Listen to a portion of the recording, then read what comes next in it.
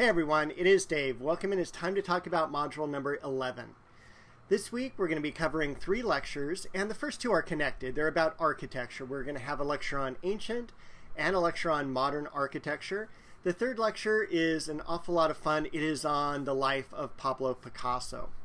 I'm going to tell you about the upcoming architecture project. I'm also going to go over the journal. So let's head over to the Canvas site. I'll walk you through module number 11.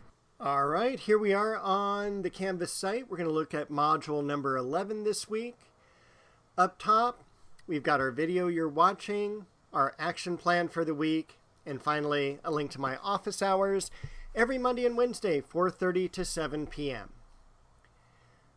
Our first lecture is on ancient architecture. We've got our lecture, study guide, and then in the further exploration section, there are some short readings. We also have 2 videos, both of which are really important because they're going to revolve around questions on the final exam.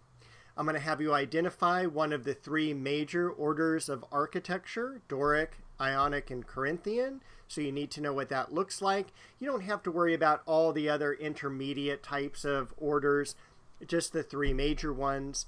And then we also have a video on the Pantheon, and the Pantheon is usually always on the final exam for at least a question or 2 because it is such an important building from the ancient world. After that, we're going to bring things up to date with modern architecture. If you can only watch one lecture this week, make sure it's modern architecture because it is the basis for our project this week. Modern architecture is different from ancient, and it is basically because of the building material. We're going to be using a skeleton and skin system rather than the shell system, and it covers specific years, 1850s to 1950s. After the 1950s, that's a totally different type of architecture. We have our lecture, our study guide, and then in the further exploration video, we have 2 major things we're looking at. One is Falling Water. This is Frank Lloyd Wright's ultimate creation and one of the most famous homes here in the U.S. I've got a link to its website page. I've got a link to its Facebook page. And then finally, the Stahl House, which is one of the case study houses. We'll learn about those at the end of the lecture on modern architecture. And there's about 25 homes around Southern California. I've got a map and a list of all of them here so you can kind of see if there's any of them that are near you. We also have a reading as well. The final lecture is off the topic of architecture. It focuses around Pablo Picasso, and we're going to learn about him just like we learned about Van Gogh earlier in the semester, but it's a much quicker lecture, only about 30 minutes. We've got our lecture, study guide, and then in the further exploration section, we just have a couple of videos. There's only one movie that really has Picasso in it, and it's about 2 hours of him drawing. This is a 2-minute excerpt from that, and that will tell you what the entire movie is about. I have sat through it.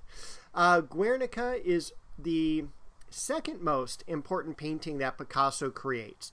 The first one we've seen throughout the semester, La Demoiselle d'Avignon, which is the very first abstract and in turn the very first Cubist painting. But Guernica is a really powerful and very moving painting.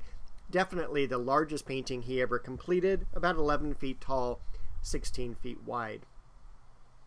We're going to then jump over to our journal. So the journal is going to be focused on Falling Water. And so what I'm going to have you do is read this article, answer the following questions and your response. What was the problems with Frank Lloyd Wright's design? This is a very unique building. There were definitely some problems because nothing like this was created before.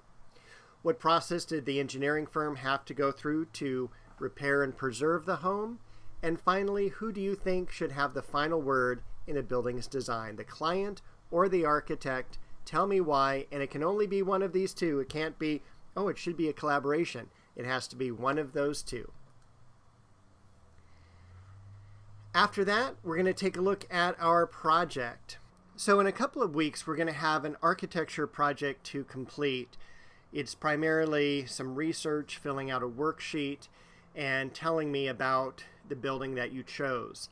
So what I need you to do is to choose a modern building.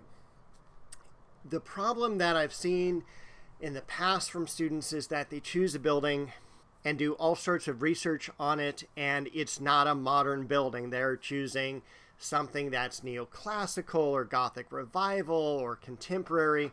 And so what I want to do with this project first is just go ahead and choose your building.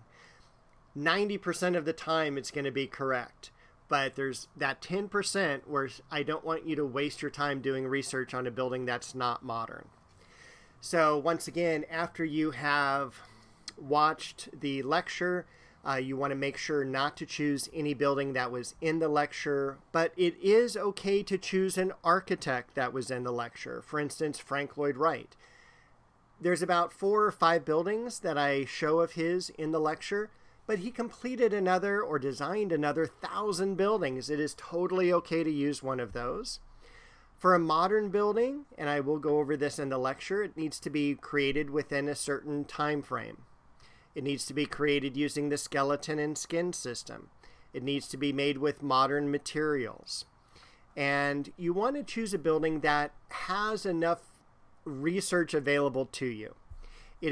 There are a ton of modern buildings in Los Angeles, in Orange County, in New York, Chicago, Japan, Brazil, Central America, Scandinavia. They're all over the world.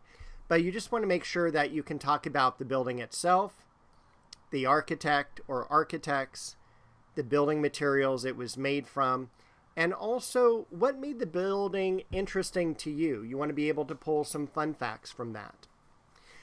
And that is all I want you to do. Just choose the building, submit that. I will either tell you yes or no, and please don't do anything further until I've actually talked the project through with you. And that won't be for a couple of weeks. That'll be in Module 14. The proposal is due the 9th. There is a grace period until the 16th, and this is a 10-point project. That is everything for this week, my friends. I will see you shortly to tell you about Module number 12.